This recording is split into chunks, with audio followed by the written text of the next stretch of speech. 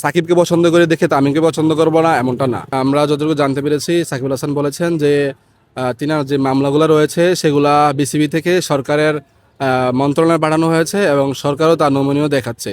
এবং একই সাথে সাকিবুল হাসান কালকে অলরাউন্ডারে যে প্রেস কনফারেন্স করেছেন সেখানে তিনি বলেছেন যে তার বক্তব্যের প্রতি সমর্থন জানিয়েছেন। দেখেন বর্তমানে বাংলাদেশের যেই ক্রিকেট খেলার পরিস্থিতি সেখানে সাকিবুল হাসানের ফিরোটা খুবই গুরুত্বপূর্ণ, কেননা আমাদের যে মিডল অর্ডার ব্যর্থতা, যেখানে স্পিন বোলিং ব্যর্থতা, সেখানে সাকিবুল হাসানের অলরাউন্ডার নৈপুণ্য বাংলাদেশের খুবই প্রয়োজন।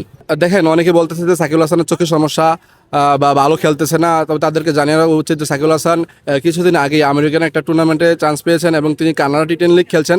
সারা বিশ্বের যে টি10 লিগ এবং টি20 লিগগুলো সেখানে তিনি খেলছেন, সিপিএলও কয়েকদিন আগে খেলছেন, সেখানে সাকিবুল হাসানের পারফরমেন্স আপনারা দেখেছেন। সেই সাকিবুল হাসানকে বাংলাদেশের বর্তমান ক্রিকেটে খুবই প্রয়োজন। না, সাকিবকে পছন্দ করে দেখে তামিমকে পছন্দ করবো না এমনটা না। আমরা বাংলাদেশের যত ক্রিকেটার আছে সবাইকে পছন্দ করি, সবাইকে লাইক করি।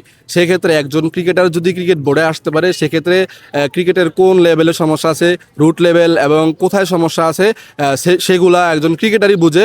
এবং তামিম ইকবাল যদি ক্রিকেট বোর্ডে আসে সেটা আমাদের জন্য বিশেষ পাওয়া এবং ক্রিকেটারদের জন্য বিশেষ পাওয়া।